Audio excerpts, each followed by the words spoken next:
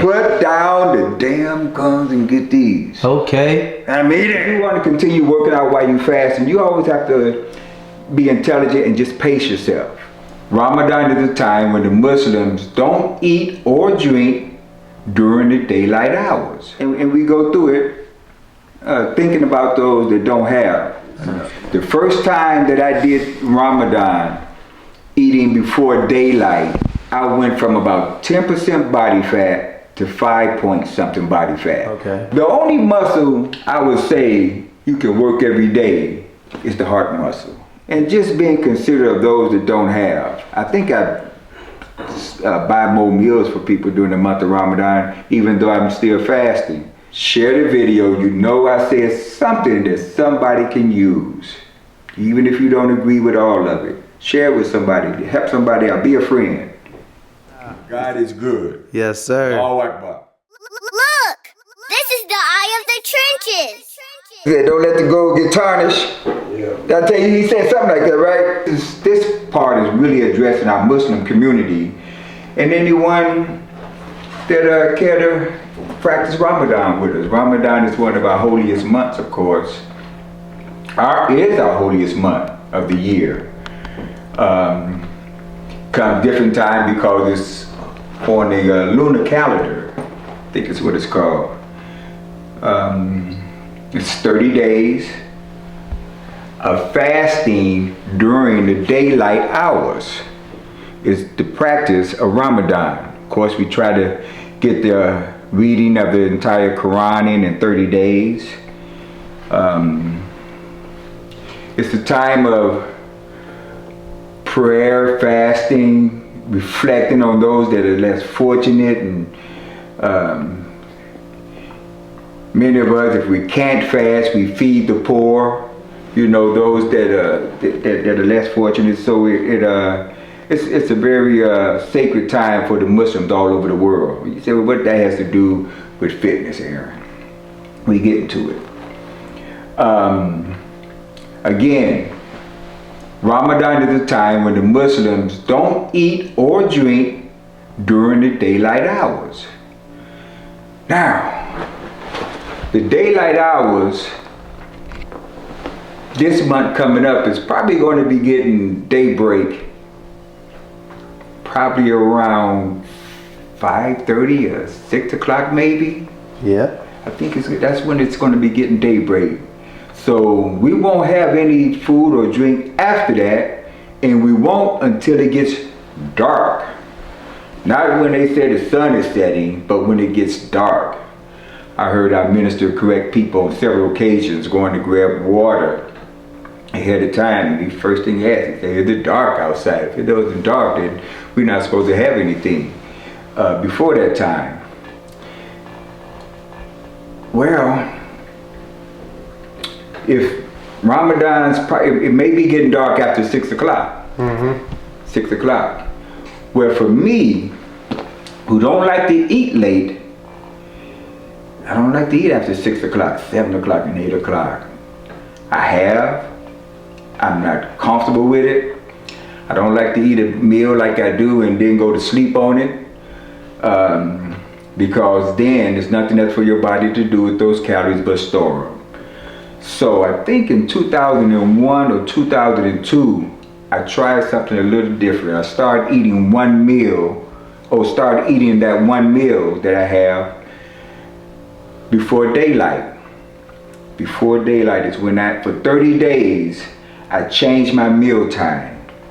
I have it before daylight, and I got all day long of activity that I'm burning calories, taking care of business, still go to the gym like always.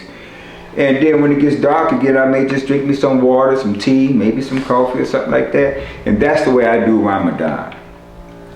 If Ramadan came in December and it gets dark at 4 o'clock or 4:30, I may wait and eat it at that time. But when it comes, when it starts getting dark after 6 o'clock and it's Ramadan, those 30 days, I eat in the morning. So a lot of Muslims wonder why sometimes they gain weight, or they be expecting to lose weight during Ramadan. But if they eating that meal late in the evening, when there's nothing left to do in the daytime. Maybe they had a job, in, one of the third shift jobs or something, and they can go and stay busy. That's different. But if that's the end of your day and there's not much more you're doing, then most times you're going to end up picking up weight. Again, we don't do Ramadan to be concerned with weight gain and weight loss, but on the other hand, I'd rather lose weight, and the least thing I want to do is just not gain any weight, you know. So that's the way I generally handle Ramadan. So I just wanted to say that. And if you, for those of you that makes some sense to you and you think you want to try that, I recommend it. Now, my plate the day before would be already prepared. So you preparing it at night? That plate is prepared the day before, the evening before. May not even put it in the refrigerator. The next morning, all I have to do is warm my meal up, and people say, well, what do you eat? I eat just like anybody eat in the daytime. I may knock me out some bean soup, you know. I may even have some dessert in the morning, you know. So eating a heavy meal like that in the morning, you're not tired or sluggish during the day? I get busy immediately. The first client I had walking in this door at 5:45 in the morning. Yeah. I be busy. Don't sit down and go to sleep. You know what I mean? I be busy. And that meal carries me throughout the day. It carries me throughout the day. I eat a meal maybe fish, maybe chicken, whatever it is. It's, you know, I eat me a full meal because it's a balanced meal. You follow me? I just changed it. I changed the time in which I regulate my eating time to before daylight. What about your training times and how do you hydrate? That's the only difference that goes on. I won't be able to drink water while I'm in the gym, but I don't drink that much water in the gym anyway. You know, I probably should drink a little bit more, but I wet my lips, you know, drink a little water. But during Ramadan, I won't be doing it. It's not going to stop me from doing anything. If you want to continue working out while you fasting, you always have to be intelligent and just pace yourself. Just pace yourself while you fast. I mean, because I do 2-3 day, 4-day fasts, 5-day fasts, and I don't not work out because I'm fasting. I just pace myself, pay attention to what I'm doing in my body, you know, and take care of my business. But if you're going to, now there's several believers around the country and here in Chicago that does this with me on a regular basis or during the Ramadan. And just like I said just now, just have your meal prepared the night before. Don't get up and start trying to cook and all of that other stuff. You're not gonna get it done. Just have the meal prepared the day before, the evening before, and the next morning, warm it up. You know, I warm up your bean soup or whatever you're gonna have, and I'll be listening to the prayer line at the same time I'm knocking out my meal. You know, right. 5 o'clock come, I do my prayer. And if it's still dark and I'm not finished eating, I finish my meal. You know, and if maybe want some water, some coffee, make sure I get good and hydrated. And when I start seeing any kind of daybreak coming up on that east, I'm through. But now all day long, I'm taking care of my business. And that's how I do Ramadan. They said Terminator. No cheat day, no rest day. Hit the chest every day. You didn't get that from me. Hitting the chest every day, you didn't get that from me. You know, you hit the chest every day, you know, it's like taking a meat tenderizer to a steak and just beating the hell out of it, beating it. Muscle don't grow during the beat down period. I'm sure I mentioned that, I think in the first video, that muscle don't grow during the beat down period. Muscle grows while it's resting, when it's recuperating, when it's healing. That's when muscle grow, providing you fed it properly. But to beat down the same muscle every day, you find people that overwork chest, most of them have shoulder problems. Most of the people I know that try to do chest too frequently, 3 and 4 times a week, most of them have shoulder problems. And if you ask them, they tell you the truth, they're going to tell you that. Because if they hit just shoulders once or twice, isolate shoulders, that's just too damn much beat down on the shoulders. His shoulders can't heal, and they're definitely not growing like that. They're definitely not growing like that. So you know? I got a question. So if you're just doing calisthenics, could you do those workouts daily? You could, but you're not going to get as much result as you would if you, because if calisthenics, let's use push-ups for an example, right? Uh-huh. In push-ups, it's a chest exercise that involves the shoulder big time. Big time.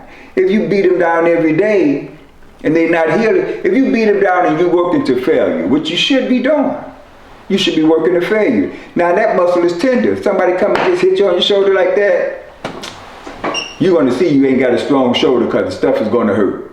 Absolutely. You follow what I'm saying? So, you know, it's all muscles grow during the healing process, providing it's fed properly. But to just beat it down every day, I don't recommend the same hitting the same body parts every day.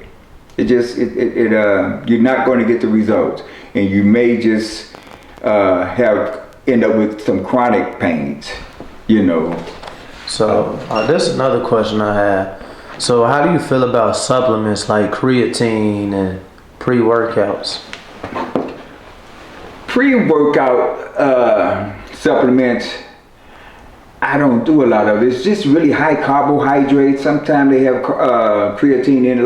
Some of them have creatine, and a lot of them are just very, very heavy in carbohydrate. I'm not.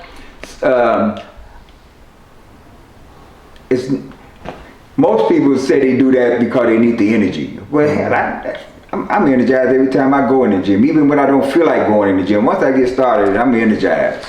You know what I mean? So I don't spend the money on stuff like that. I have used creatine. It's a very periodic thing, you know. I've studied creatine. It's your body produces creatine phosphate from protein, but you have to eat a lot of protein, a lot of protein from whatever source you get it from, in order to produce that 5 grams that's recommended every day. And if you study long and hard, you will find out that a lot of people end up with creatine toxicity. It can begin to damage the liver or the kidney, you know, so that's not something that I recommend on a daily basis. Most people don't need it anyway.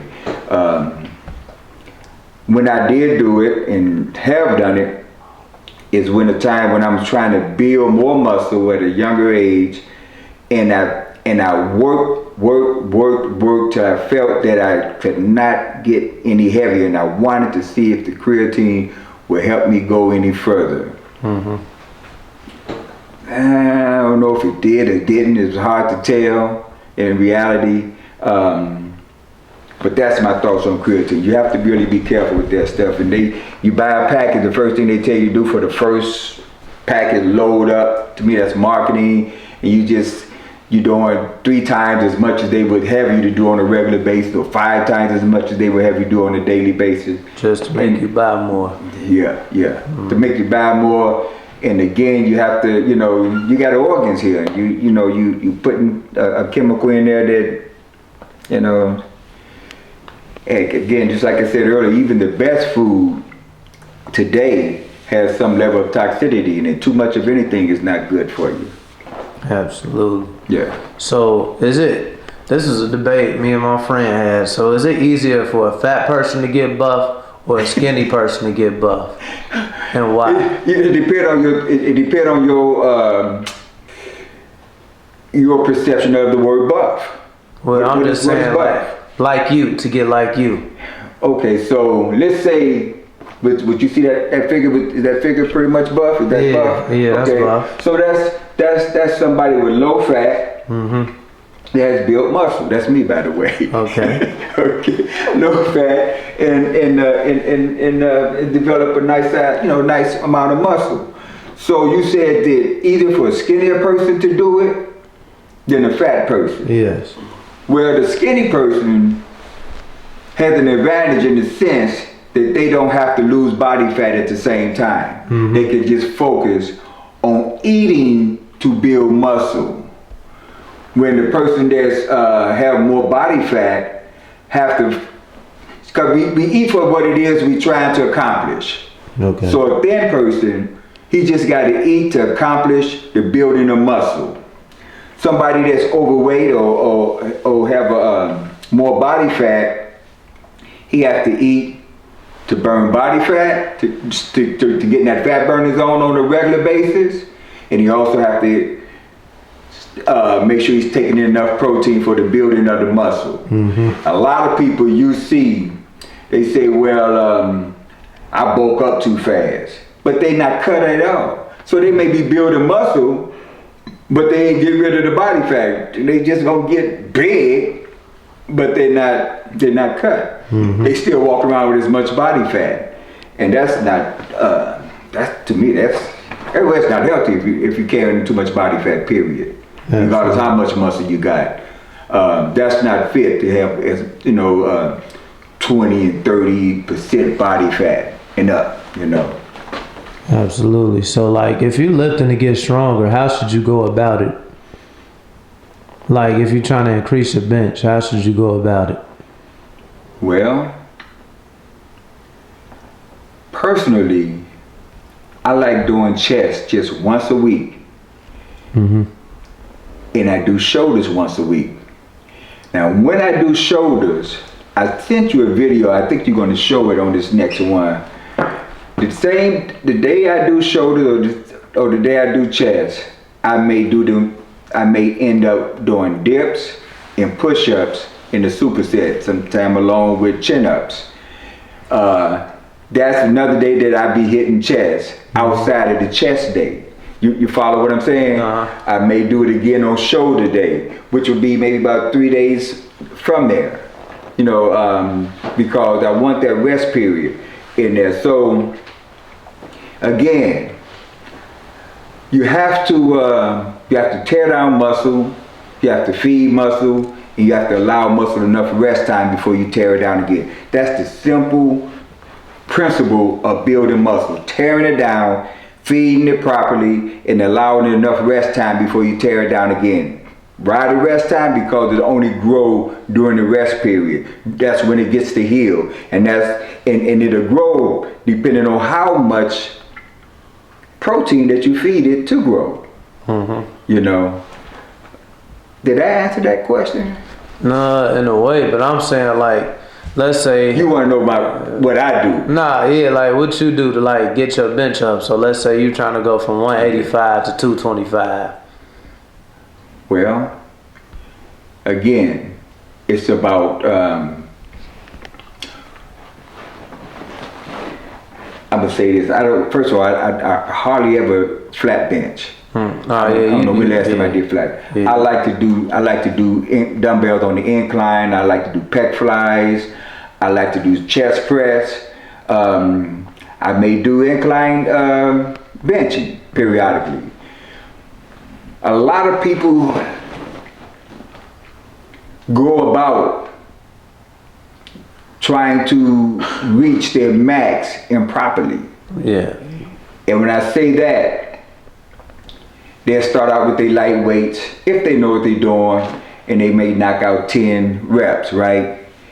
And they'll try to get 10 reps all the way up to their max on each set. And that's not smart, because you're burning yourself out, and you never know, you're going to fall short of what you can possibly max out at. You follow what I'm saying? So there's a young man that works with me here, and if we may decide to go after that max maybe once a month, maybe once every 60 days, just to see what he's maxing. If we was maxing that first set that he's going to do, it's just going to be that's going to get maybe 10 reps.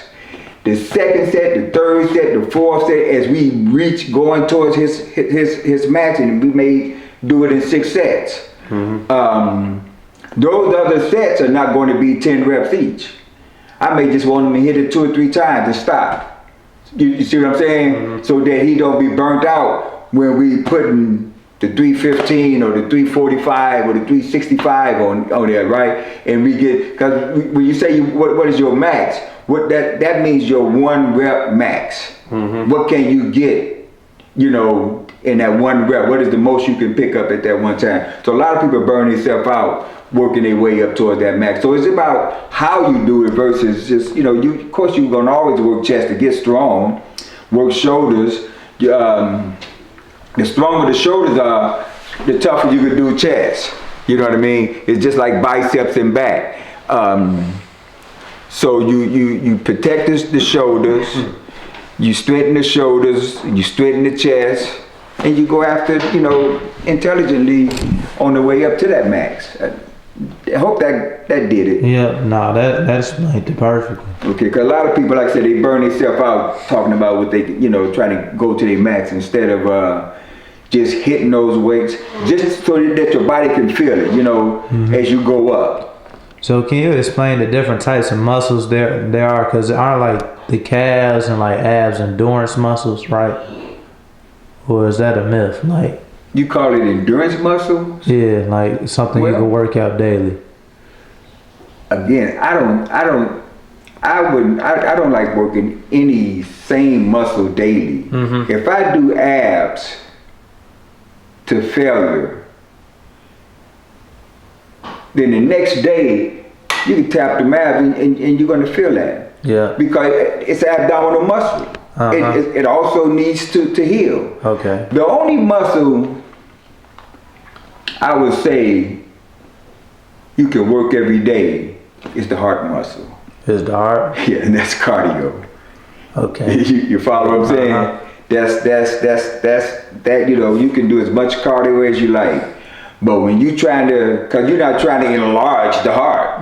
You know what I mean? The bicep, you trying to enlarge. Yeah. You follow what I'm saying? The chest, you trying to enlarge. The shoulders, you trying to enlarge. The quads, the calf, all these things you trying to enlarge. You know, that's not going to happen with the heart muscle.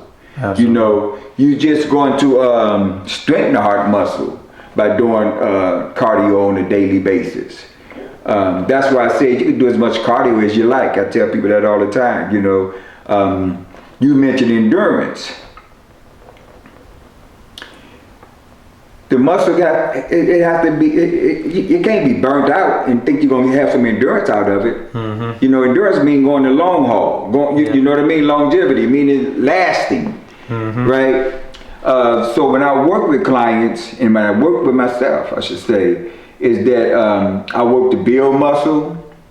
Not so much now as I did before. I'm personally satisfied with maintaining. You know, I say that.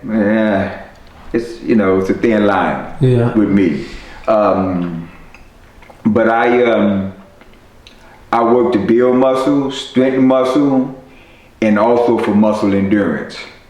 So a lot of times on my last set, and I average 6, sometimes 8 sets per exercise.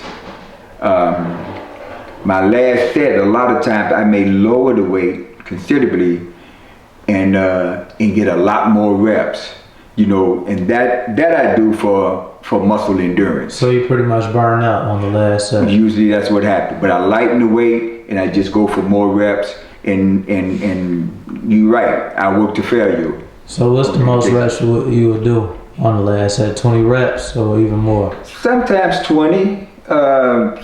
But I don't set myself on that number, because if I can get 22, why stop at 20? Absolutely. You follow what I'm saying? Some people say, well, I'm going for a burnout, and they set in their mind where they're going to stop at. You know, instead of just work to failure. If you work in the failure, who's to say it's going to be 20? Because you decide, you know, because it's more than you did in the previous sets. Yeah. You know, it may be 23, it may be 27.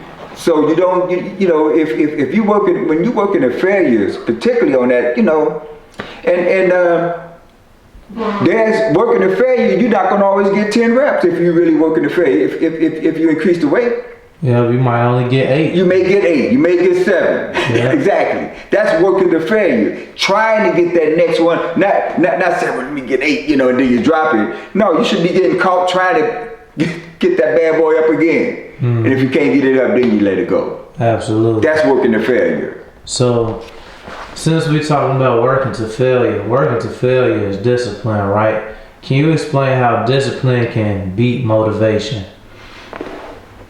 Well, how it can beat motivation?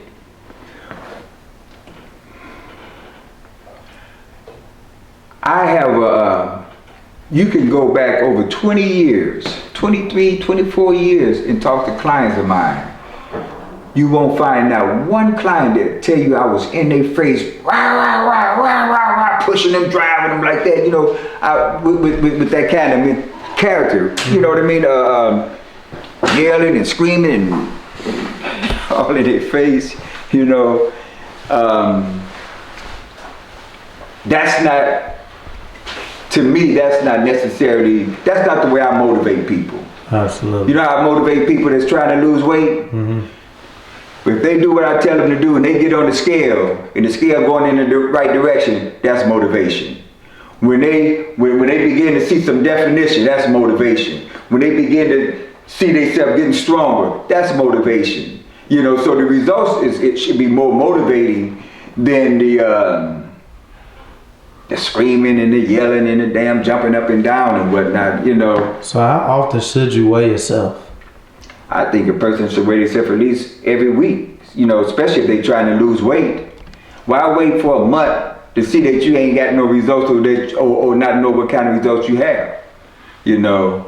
So you have a lot of people say, well, I know I'm losing, I know I'm you know, I'm not losing nothing on the scale or no pounds on the scale, but I'm losing inches. That's impossible. If you losing inches, then the scale got to be moving. One way or you know what I mean? Because inches is matter. It's matter. It's not air. It's matter. If you losing some matter, then you should be able to see that on the scale. So I used to have, unfortunately, it was mostly women that used to always do that. You know, well, it's not no drop in the scale, but I could tell I'm losing inches by my clothes. No, I like the actual facts. Let's get your behind on the scale. Absolutely. And see what's going on for real. So what's the best time to weigh yourself, in the morning or at night or after a workout? The morning is good. I get on the scale. I got the steam shower here, right? Every time I get out of the shower, I get on the scale. You know, a lot of times I get on the scale before I get in the steam shower, and I notice I'll lose almost sometimes 2 pounds, and that's fluid, that's water. So people say, well, you know, if you're just losing 2 pounds every here and there, it ain't necessarily body fat. Yeah. You know what I mean? It could be fluid, it could be water. And so, but I notice if I sit in the steam there, sometimes half an hour or so, and I get on the scale when I come out, I may lose 2 pounds that way, but that's not satisfying. That ain't necessarily body fat. You follow what I'm saying? That's just water, and people have to understand the difference. So that's getting on the scale on a regular basis is important, especially if you're trying to. If people that compete, they get on the scale all the time. They trying to see where they at. People that box, people in you know, they have to make weight. You know, when you're competing, you have to make weight. So so the scale is a very important tool to have. I have a client right now. She's pretty excited. Yesterday, she had reached 41 pounds that she had lost. And the type of scale that she has, it said 41 pounds from the time you start, and it said 10% body fat. Now, this young lady works out with me 2 and 3 days a week. The way she doing weight training, resistance training for building muscle, which equates strength, it's impossible for any of that 41 pounds that was lost to be anything but muscle. And of course some fluid, but you always replenishing fluid. You follow what I'm saying? Yeah. So that was 41 pounds of body fat that she lost. Wow. And I think it's been about 6 to 7 months she's been with me. So how can you tell the difference between losing body fat and water weight? Well, it's hard to tell unless you did something like what I did in the steam room. The steam room don't necessarily make you lose fat, but you are going to sweat. If you sweat, you just lose the water. People think because they sweat they burning body fat all the time. A lot of times, it's fluid. It's water. It ain't necessarily body fat. You follow what I'm saying? Absolutely. It's more water than body fat. I can tell you that right now. It's more fluid that you lose it. So they always say you got to replenish your fluid. If you lose a pound in the steam room or the sauna, and then you come out and drink a pint of water, 2 pints of water, where that water going? That water get on the scale with you, don't it? Yeah. Because it's in you. It's just simple mathematics. Absolutely. Simple mathematics. I hope that. Yeah, you breaking it down perfectly. Yeah. Yeah. So people really got to just stop fooling themselves. You know, you got to be serious. You got to get into the business of fitness and health. And I've heard so much. You know, people try to fool you all the time about what they doing, and you can look at them and you can tell they ain't doing it well. You know, as they say they doing. I better get off of that. No, you good. Talk your talk, brother. Talk your talk. But yeah, you got to eat for what it is you're trying to accomplish. You know, back to Ramadan. I cannot afford to pick up more pounds of body fat than what I have right now. I don't have a lot, but I'm not where I should be. You know. So what's a good body fat percentage people should be aiming for? Just to be a cut above the rest. There was a time I walked around with just 9 and 10% body fat on a regular basis. The first time that I did Ramadan, eating before daylight, I went from about 10% body fat to 5 point something body fat. Wait, can you repeat that? The first year, I think it was 2001 or 2002, the first year that I decided I cannot eat at 8 o'clock in the evening and feel good about myself. You know what I mean? So instead of eating that late in the evening during Ramadan, now if it wasn't Ramadan, I would eat earlier anyway because we could eat during the daylight hours.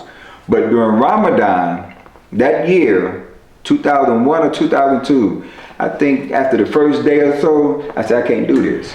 And I started having my meals prepared and having my meal before daylight the next day. That 30 days that I did that, or 29 or whatever amount of days that I had left in it, being active in the gym all day long, working with clients, working out myself, doing what I do, ripping and running, and then not eating at nighttime other than drinking me some fluid, you know. That first year I went from 10% body fat to 5 point something body fat. I didn't feel weak, I felt great, I looked great, I was ripped. And that was that. Yeah. So you can't doing a fasting like that during Ramadan, not eating, not drinking, you were still strong, didn't lose any strength. No, I didn't lose no muscle. Okay. I didn't lose no muscle. I hit the weight all the time. I didn't drink no water during the daylight hours while I was working out, but because I feel like that's the biggest misconception a lot of people are having and straying people away from doing Ramadan. If people eat twice a day, for those that eat twice a day, you eat before daylight and then eat after daylight. Over in the Muslim world, some places over in the Middle East, they switch their work hours and everything. They feast all night. Wow. And sleep during the day in some places. You know what I mean? They just switch their whole life around for those 30 days. You just reverse it. Exactly. They feast, they have parties, they enjoy themselves, I should say, during the night hours. In the daytime, they chilling. You know, because of course it's hot as hell over there at the same time. But we have summers like that. We have summers like that. They're just in the 80s, the 90s, and 90s, and the 100 degrees, and we go through it. thinking about those that don't have enough. You know what I mean? And it's just a little sacrifice.